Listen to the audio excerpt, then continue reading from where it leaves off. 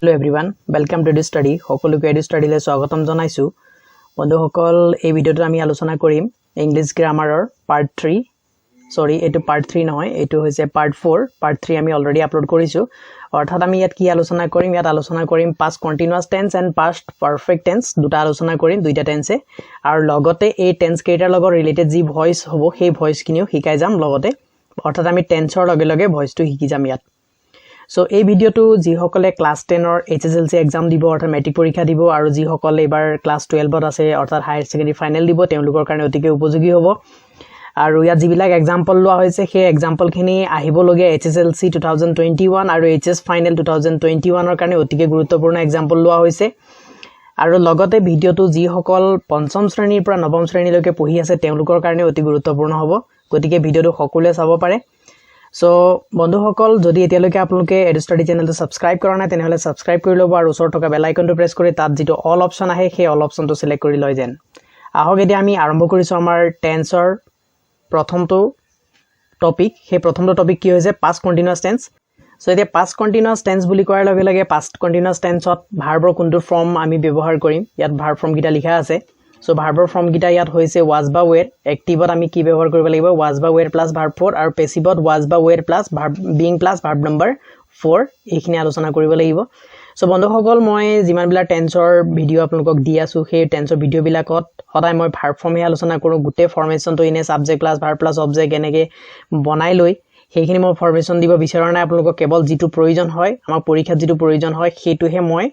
directly ইয়াত include কৰো যেতিয়া মই টেন্স শিকাও গতিকে আহক আমি সেন্টেন্স কিটা বনাও কেনেকে সেন্টেন্স বনাব পাৰি এটা ভাৰ্ব লৈ লৈছো ইট ভাৰ্ব গতিকে ইট ভাৰ্বটো লৈ আমি past continuous tenseত কেনেকে সেন্টেন্স বনাব পাৰি গতিকে আমি প্ৰথম সাবজেক্ট হিচাপে আমি ফাৰ্স্ট পাৰসন লৈছো যেনে ফাৰ্স্ট পাৰসন এটা আছে আই গতিকে ফাৰ্স্ট পাৰসনৰ লগত আমি কি ল'ব লাগিব এতিয়া was বা were আছে আমাৰ was বা wereত কি আহিব আই লগত আহিব was তাৰ পিছত কি হ'ব ভাৰ্ব নম্বৰ 4 অৰ্থাৎ ইয়াত যেটো ভাৰ্ব আমাৰ ব্ৰেকেটত দিয়া থাকে ইট ভাৰ্ব দিয়া আছে তেতিয়া তাৰ ভাৰ্ব নম্বৰ 4 তেতিয়া I was eating আৰু কি হ'ব rice I was eating rice ঠিক একেদৰে উই ললে কি হ'ব উই লগত were বহিব was বা wereত আৰু কি হ'ব ইয়াত eating we were eating rice এনেকৈ আমি সেন্টেন্স বনাব লাগিব যিকোনো ভাৰ্ব দিয়া থাকিলে মুঠতে সেই ভাৰ্বটো লোৱাৰ আগত was বা were টো আমি লৈ লব লাগিব আৰু was আহিবনে were আহিব হেতু আমি সাবজেক্টটো চাব লাগিব সাবজেক্টটো যদি সিঙ্গুলাৰ নাম্বাৰ হয় তেতিয়া was আহিব আৰু যদি প্লুৰেল নাম্বাৰ হয় তেতিয়া হেতু কি আহিব were আহিব আৰু যদি you থাকে তেতিয়া you যিকোনো সিঙ্গুলাৰ বা প্লুৰেল যিকোনো ক্ষেত্ৰতে কি হ'ব were আহিব সেই কথাটো ভালদৰে জানি লব লাগিব তাৰ পিছত যেটো ভাৰ্ব নম্বৰ 4 বুলি কয় অৰ্থাৎ ভাৰ্বৰ লগত ing প্লাস কৰি ললে আমাৰ টেন্স কাৰেকচনটো শুদ্ধ হৈ যায় এটা হেতু আছিল এক্টিভ ভয়েসত এটি এইখিনি সেন্টেন্স যেনে I was eating rice এই সেন্টেন্সটোক আমি যদি পেসিভ কৰিব লগা হয় বা we were eating rice ইয়াক যদি পেসিভ কৰিব লগা হয় তেতিয়া আমি কেনেকৈ কৰিম সো এতিয়া I was eating rice যেটো আছিল I was eating rice অৰ এতিয়া কি কৰিব লাগিব পেসিভ ফৰ্ম কৰিব লাগিব এটা পেসিভ ফৰ্ম কৰিবলৈ হলে মই আগতেকে সেন্টেন্সটো লিখি লৈছো I was eating rice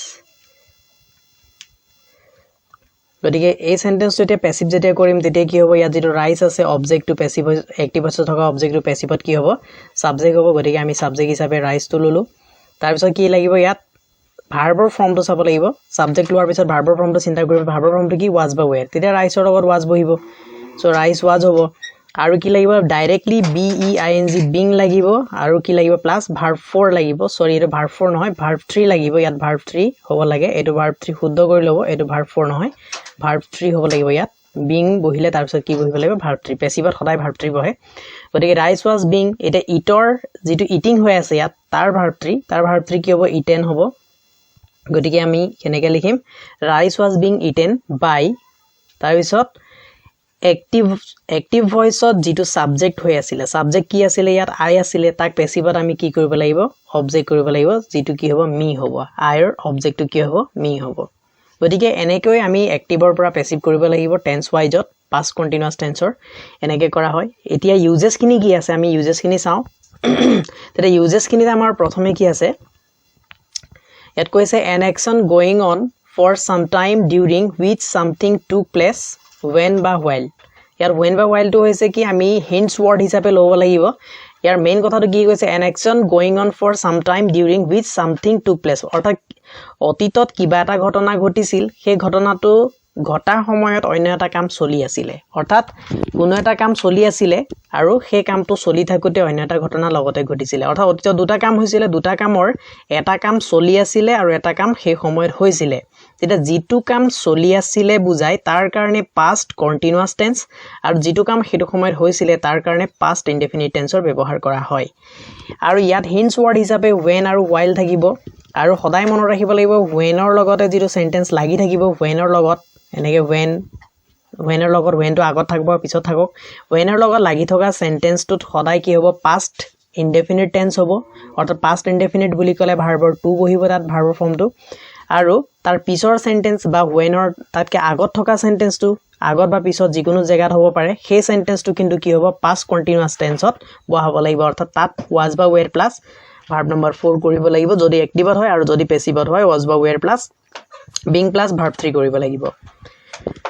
আৰু ঠিক একেদৰে while যদি থাকে while ৰ লগত লাগি থকা সেন্টেন্সটো সদায় কি হয় while ৰ লগতে লাগি আছে সেন্টেন্স যেটো হেতু সদায় past continuous tenseত হ'ব আৰু তাৰ পিছৰ সেন্টেন্সটো পিছতো থাকিব পাৰে বা তাৰ আগতো সেন্টেন্স থাকিব পাৰে গতে তাৰ আগৰ সেন্টেন্সটো বা পিছৰ সেন্টেন্সটো সদায় past indefinite tenseত বহিব সো এতিয়া আমাৰ एग्जांपल কি আছে চাই লৈছো the bus knocked down the boy while he was crossing the road এতিয়া কি আছে ইয়াত the bus knocked down the boy এতিয়া ইয়াত কি হৈছে knock down ইয়াত knock down তো কি হৈছে যেটো knock verb আছে ইয়াত তাৰ verb number কিমান আছে তাৰ verb number হৈছে 2 অৰ্থাৎ কি হৈছে ই past indefinite tense তেতিয়া আমি দেখিলো past indefinite tense আছে আৰু লগতে সেন্টেন্সত কি আছে while আছে সেন্টেন্সটো while থকাৰ কাৰণে আমি বুজি পাব লাগিব তাৰ while ৰ অন্য সেন্টেন্সটো while ৰ লগত থকা অন্য সেন্টেন্সটো কি আছে past indefinite tenseত আছে তেতিয়া while ৰ লগত থকা সেন্টেন্সটো কি হ'ব লাগিব past continuous tenseত হ'ব লাগিব এটো past continuous tense হ'ব লাগিব past continuous tense হৈ আছে আৰু was plus কি হৈছে crossing হৈ আছে অৰ্থাৎ was plus verb number 4 হৈ আছে আৰু এই সেন্টেন্সটো যদি এক্সামত দিয়ে কেনেকৈ দিব তেতিয়া এক্সামত দিলে সেন্টেন্সটো এনেকৈ লিখিব the bus knocked down the boy the bus knocked down the boy while he আৰু ব্ৰেকেটত কি দিব ক্ৰস দিব c আৰু double s cross the road এনেকৈ সম্পূৰ্ণ দিব পেলে road এ ধৰি লওক road লিখা আছে ইয়াত তেতিয়া কি কৰিব লাগিব আমি চাব লাগিব ইয়াত কি আছে while আছে আৰু যেটো কাৰেকচন কৰিবলৈ দিয়া আছে হেতু চাবলৈ দৰকাৰ নাই কাৰেকচন নকৰাকে যেটো ইয়াত ভার্ব দিয়া আছে যেটো সেন্টেন্স দিয়া আছে সেই সেন্টেন্সত ভার্ব দিয়া আছে knocked হৈ আছে knocked knocked অৰ্থাৎ ভাৰ্ব 2 হৈ আছে তেতিয়া while আছে লগতে ভাৰ্ব 2 হৈ আছে তেতিয়া while ৰ লগত থকা সেন্টেন্সটোত আমি কি was বা were বহাব লাগিব তেতিয়া হি লগত কি বহিব ইয়াত was বহিব গতিকে আমি কাৰেক্ট কৰিলে was হ'ব আৰু ক্ৰসটো কি হ'ব c আৰু ডবল s ing ক্ৰসিং হ'বগে এটো he was crossing গতিকে এই সেন্টেন্সটো আমি পাম গতিকে এক্সামত এনে ধৰণে কোৱেশ্চন বিলাক পোৱা যায় আৰু এনেকৈ আমি কাৰেকচন বিলাক কৰিব লাগিব সেকেন্ড एग्जांपल কি আছে while আছে ইয়াতো while I was doing my work my friend came to my home একেদৰে when the teacher entered এতে when থকাটো when the teacher entered when ৰ লগত কি আছে entered অৰ্থাৎ verb number 2 when ৰ লগত লাগি থকা সেন্টেন্সত entered verb number 2 হৈ আছে আৰু তাৰ পিছৰ সেন্টেন্সটো কি হৈছে the students were making noise এতিয়া were making to কি হৈছে ইয়াত verb number 4 হৈ আছে was বা were ৰ লগত ইয়াৰ were আছে were ৰ লগত কি হৈছে verb number 4 হৈছে কাৰণ students ইয়াত plural number হৈ আছে while you were talking I finished the job আৰু এনে ধৰণে আমি কি পাম when বা while সেন্টেন্স এটাত যদি when বা while বেছি গুৰুত্ব আমি দিব লাগিব যদি এটা সেন্টেন্সত when বা while আছে তেতিয়া when বা while থকা সেন্টেন্সটো past continuous tense থাকিব আৰু লগতে past indefinite tense তাত থাকিব অৰ্থাৎ সেন্টেন্সটো দুটা ক্লজৰ হ'ব এটা সাবঅৰ্ডিনেট ক্লজ থাকিব আৰু এটা মেইন ক্লজ থাকিব সো আশা ৰাখিছো past continuous tense ৰ ইউজেস সকলোৱে বুজি পাইছে আৰু ইমানখিনি জানিলেই মেট্ৰিকৰ কাৰণে বা হায়াৰ সেকেন্ডাৰী ফাইনাল এক্সামৰ কাৰণে যথেষ্ট হ'ব ইয়াতকৈ আৰু বেছি জনাৰ কোনো প্ৰয়োজন নাই past continuous tense ৰ আজিলৈকে ইমানখিনি एग्जांपल এই when বা while থকা एग्जांपल বা কোৱেশ্চন বিলাকে एग्जाम বিলাকত আহি গৈছে সো আশা ৰাখিছো সকলোৱে বুজি পাইছে নেক্সট আছে past perfect tense এতিয়া past perfect tense ত আমি একেদৰে কি চাব লাগিব ভাৰ্বৰ ফৰ্ম চাব লাগিব ভাৰ্বৰ ফৰ্ম কি আছে ইয়াত এক্টিভত কি হ'ব হেড প্লাস ভাৰ্ব 3 হ'ব পেসিভত had plus been plus verb 3 আৰু একেদৰে আমি যদি ইট ভাৰ্বটো ললো ইট ভাৰ্বটো লৈ যদি আমি সেন্টেন্স বনাও তেতিয়া আই লগত ললো আই লগত এটা কি হইব এক্টিভত হেড বহে আই লগত পেসিভতো হেডে বহিব গতিকে I had তাৰপিছত verb 3 কৰিলে ইটটো কি হ'ব eaten হ'ব I had eaten rice আৰু ইয়াক যদি আমি প্যাসিভ কৰি দিও তেতিয়া প্যাসিভ কৰি দিয়াৰ লগে লগে কি হ'ব ইয়াত ৰাইস যেটো আছে অ্যাক্টিভত অৰ্থাৎ হি কি হ'ল তাৰ অবজেক্ট হৈ আছে প্যাসিভত হি সাবজেক্ট গতিকে ৰাইস আৰু লগতে কি হ'ব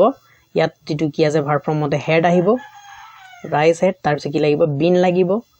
ৰাইস হেড বিন তাৰপিছত ভাৰ্ব 3 লাগিব ভাৰ্ব 3 অলৰেডি ইয়াত হৈ আছে eaten গতিকে ৰাইস হেড বিন eaten আৰু কি হ'ব বাই ইয়াত যেটো I সাবজেক্ট হৈ আছে হেতু অবজেক্ট কৰি মি কৰিলো গতিকে এনেকে past perfect tense or active আৰু passive আমি বনাব পাৰিম voice tense এনেকে কৰিব লাগিব এতিয়া আহিছো uses লৈ past perfect tense or uses code use কৰা হয় এটি ইয়াত কৈছে যে one action took place before another in the past অৰ্থাৎ অতীতত কোনো এটা কাম হোৱাৰ আগতে অন্য এটা কাম হৈছিলে অৰ্থাৎ অতীতত দুটা কাম হৈছিলে এটা কাম কি হৈছিলে আগত হৈছিলে আনটো কি হৈছিলে পিছত হৈছিলে তেনেকুৱা অৰ্থ প্ৰকাশ কৰিলে যেটো কাম আগত হয় আগত হোৱা কামটোৰ কাৰণে কি হ'ব past perfect tense হ'ব past perfect tense code use হ'ব যে যেটো কাম আগত হৈছিলে দুটা ঘটনা ঘটিছিলে অতীতত দুটা ঘটনাৰ ভিতৰত যেটো ঘটনা আগত ঘটিছিলে তাক বুজাবৰ কাৰণে past perfect tense আৰু পিছত হোৱা ঘটনাটোৰ কাৰণে past indefinite tense past continuous ৰ লগতো কি আছিল past indefinite আছিল এনেদৰে কি হ'ব past perfect ৰ লগতো কি হ'ব past indefinite tense এ বহিব so এটা एग्जांपल বিলাক কি দিছে the train had left before we reached the station she called me after the boy had gone the sun had set before they came back the boy made noise after the teacher had left the class এটা এইখিনি question আমি কেনেকে পাম এই কোৱেশ্চনখিনি কেনেকে পাম হেতু জনাৰ আগতে আমি এটা কথা জানিব লাগিব যে বিফোৰ আৰু আফটাৰ ইয়াত ইউজ হয় যেটো মই ইয়াত লিখিব লাগিছিল আপোনালোকে এডখত ব্ৰেকেট দি লিখি লব ইউজেছত ইয়াত কি হ'ব বিফোৰ এন্ড তাত আৰু কি আহিব আফটাৰ ইয়াত ইউজ হ'ব past perfect tense বুজাবৰ কাৰণে অৰ্থাৎ past perfect tense আমি hints word হিচাপে মানে past perfect বুলি চিনি পাবৰ কাৰণে আমি কি চাব লাগিব তাত after আৰু before দিছে নেকি সেন্টেন্সটোত সেই কথাটো আমি ভালদৰে চাই ল'ব লাগিব তেতিয়া হলে after আৰু before ইয়াত যদি থাকে তেতিয়া হলে before যেটো আছে before মানে হৈছে কি আগত আৰু কথাটো মনত ৰাখিব লাগিব যে before আগত কি বহিব past perfect tense বহিব before আগত তেতিয়া before পিছত কি বহিব past indefinite tense বহিব আৰু একেদৰে after মানে হৈছে কি পিছত after পিছত কি বহিব past perfect tense বহিব after পিছত সদায় কি বহে after যেটো word আছে তাৰ পিছত past perfect tense আৰু after আগত কি বহিব past indefinite tense বহিব আৰু সেন্টেন্স বিলাক আমাৰ এক্সামত কেনেকে দিয়ে চাই লৈছো এক্সামত সেন্টেন্স বিলাক যদি দিব লগা হয় তেতিয়া যেনে এইটো এক্সাম্পলকে দিলে the train